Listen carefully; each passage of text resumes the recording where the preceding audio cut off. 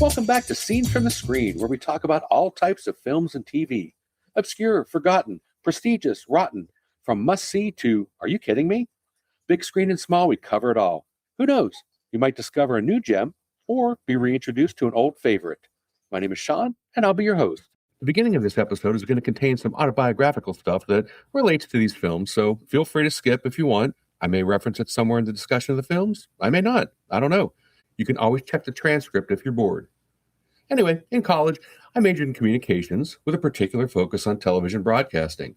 When I told people that, the first thing out of anyone's mouth was, "Oh, so you're on TV?" Well, sometimes. Back in the first episode, I mentioned that I did movie reviews for the campus television station over the course of the 4 years, but I actually preferred being behind the scenes, directing, writing, and editing.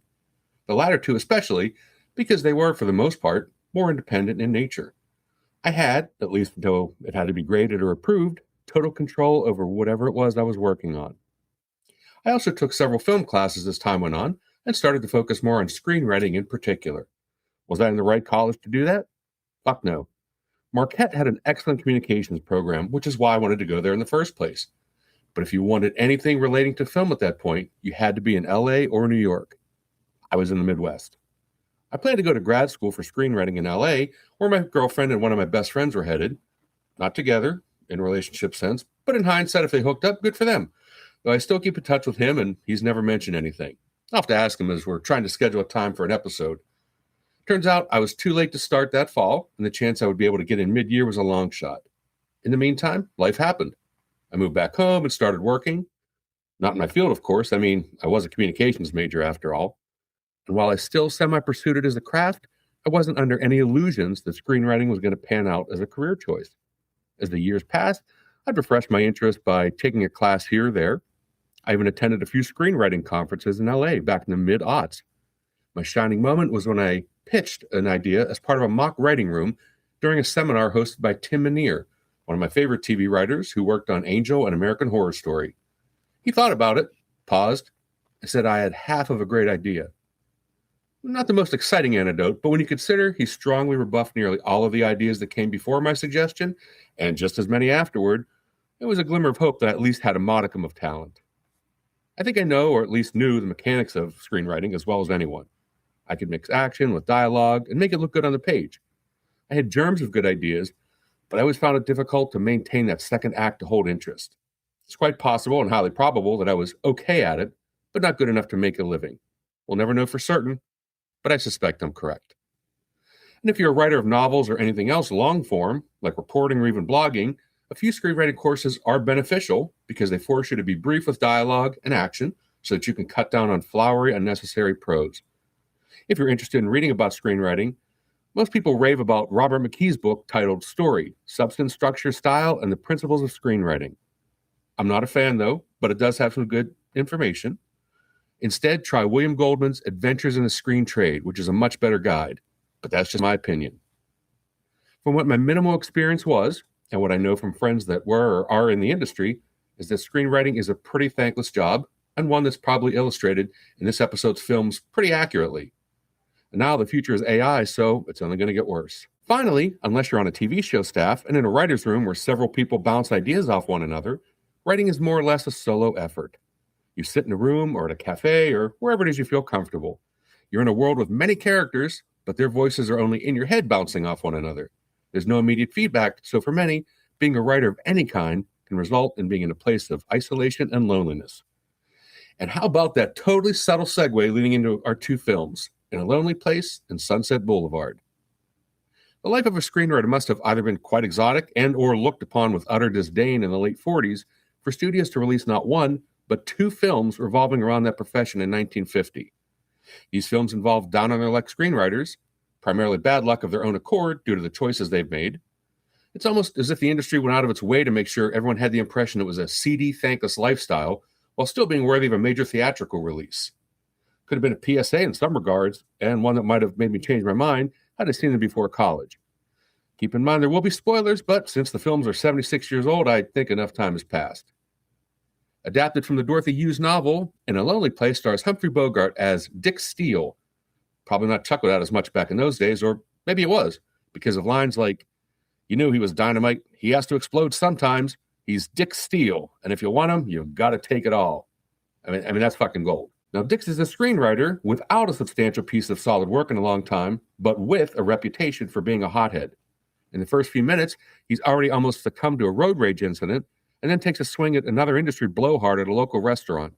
To be honest, both were well-deserved because they were dicks, but not by given name. He's persuaded to adapt a book into a movie, and it just so happens a woman working at the restaurant is reading it, so he invites her to his place to tell it to him instead of reading it himself. Now, kind of a funny thing, she thinks he's up to no good when he takes off his shoes and puts on a robe, keeping basically the same clothes on he was just wearing, mind you, which apparently was very forward and clandestine back in those days. As an aside, director Nicholas Ray, who also helmed Rebel Without a Cause, makes an odd aesthetic choice and cuts to a POV from Dix's angle as she's explaining the book's plot to him. It's like she's talking directly to the camera, but for no reason, apparently. I don't know. It's just a weird choice that maybe it was designed to lead viewers to believe something's amiss about him, but it also makes no sense because nothing's actually happened yet. But I digress. She's found dead the next morning, her body having been tossed from a moving car after being strangled, and the police pull Dix in for murder. The police captain remarks that Dix shows no surprise or emotion, with a flaccid interest at best regarding the question, instead making jokes. But to be honest, he wasn't told, or at least the script doesn't make it clear that he was, about her being dead. So he really had little to no idea why he was there. The captain notes all of the times he's had run-ins with the law due to his temper, but the detective who just happened to have served in the military with him doesn't believe he did it. He accepts an invitation from the detective to have dinner, where, using his talents as a storyteller, explains how the woman could have been murdered. The detective and his wife may not be convinced he's guilty, but she at least notes he's not right in the head. Again, in this scene, Ray chooses what seems to be a typical aesthetic choice of the time, which is to put a bit of a spotlight on Bogart's face, particularly illuminating his eyes, making him more menacing, which actually should have been up to the actor, and the intrusive music that honestly was another staple of that area and almost downright annoying in some regards. There's way too much melodramatic music swelling and ebbing throughout the film that detracts from the narrative. Again, I know that it's part and parcel of movies back then, but it doesn't necessarily make it appealing to a modern audience. Dix eventually falls in love with the initially playing hard-to-get neighbor, Laurel, played by Gloria Graham, who was Violet in It's a Wonderful Life, who he officially meets after she corroborates his alibi on the night of the murder. The police captain eventually drags Laurel in to question her again, telling her Dix is a violent, erratic man. He mentions the dinner at the detective's house and says Dix couldn't stop dwelling on the murder, yet it was clear the detective who brought it up as an attempt to elicit, at the very least, information, if not an outright confession. The captain apparently had a real hard-on for Dix, and I started to wonder if the captain committed the murder and wanted to frame the screenwriter.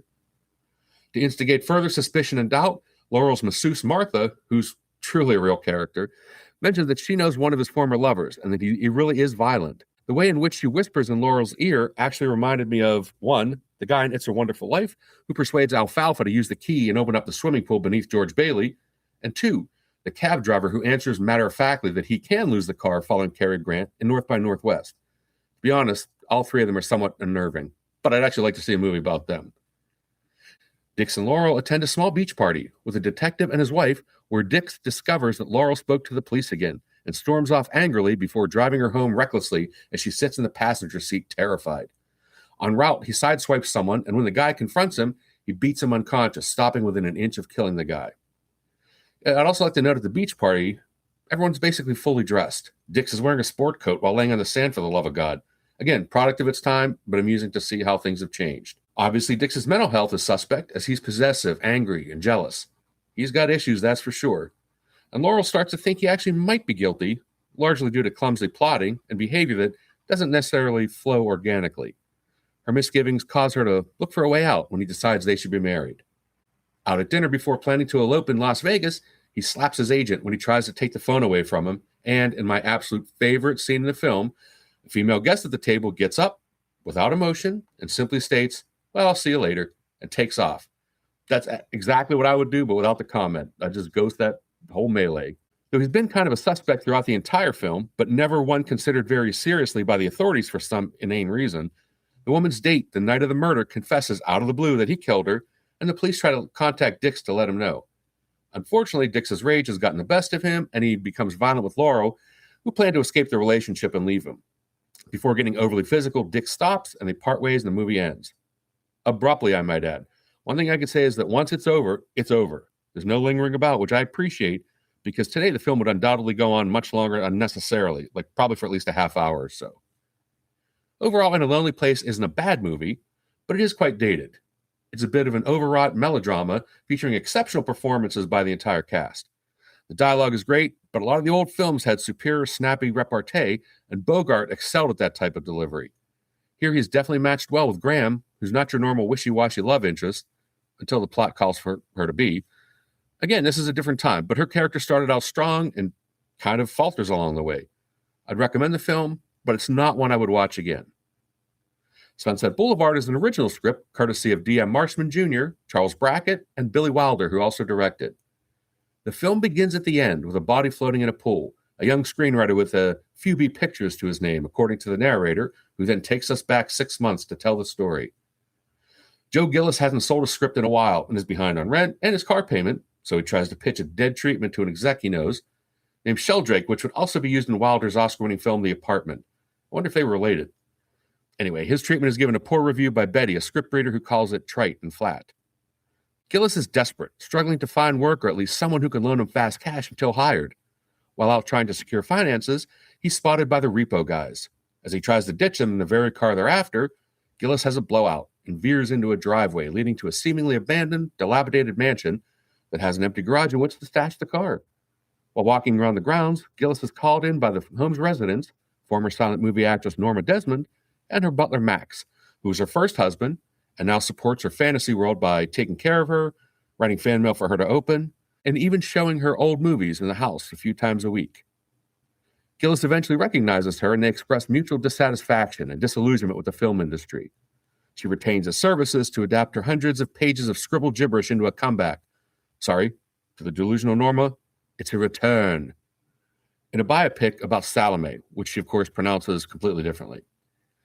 Gillis decides to take advantage of the situation and opts to stay for a night, but when he wakes in the morning, he discovers Norma instructed Max to pay the back rent and move all of his belongings into the room above the garage. Gillis becomes somewhat of a prisoner. His car is finally repossessed, so Max drives him and Desmond around. She buys him clothes, moves him into the main house, even arranges an elaborate New Year's Eve party for just the two of them. She obviously has a different view of the relationship than he does, and he feels he's now a kept man. After spurning her advances, Gillis leaves and goes to a friend's New Year's Eve party, where he flirts with his girlfriend Betty, who just happens to be the reader that disliked the story. The friend, Artie, is played by Jack Webb, best known as Sergeant Friday in the TV series Dragnet. Gillis calls back to the house to find out Desmond attempted suicide, which also oddly shares a similar scene with The Apartment. Wilder really must not have had a festive view of the possibilities of a new year. Feeling guilty, he returns, and in Norma's delusional mind, it's more romantic than she originally believed. Not so much for Gillis. Desmond discovers that she's wanted by Paramount, so pays a visit to the studio where she's instantly recognized by the cast and crew shooting a movie. She reunites with Cecil B. DeMille, who's playing himself, and her belief that she's going to make a triumphant return to films deludes her further. Turns out the studio just wanted her vintage car for a film and not her. Gillis starts writing with Betty, who wants to be a screenwriter, and they collaborate on an old story he submitted that she wants to rework. To his credit, he doesn't initially pursue a romantic relationship with her, but then they kiss. Norma gets jealous when she discovers the script with a tentatively named Untitled Love Story at the top of it. Gillis catches Norma calling Betty to tip her off on how he makes a living and where he lives, and he snatches the phone from Norma, telling Betty to come and see for herself. And Norma's a stage 5 clinger, but Gillis really set himself up for this. Norma then randomly admits she bought a gun, so you can see where this is going. Betty shows up, and Gillis basically tells her to leave and go back to his friend Artie. She leaves heartbroken.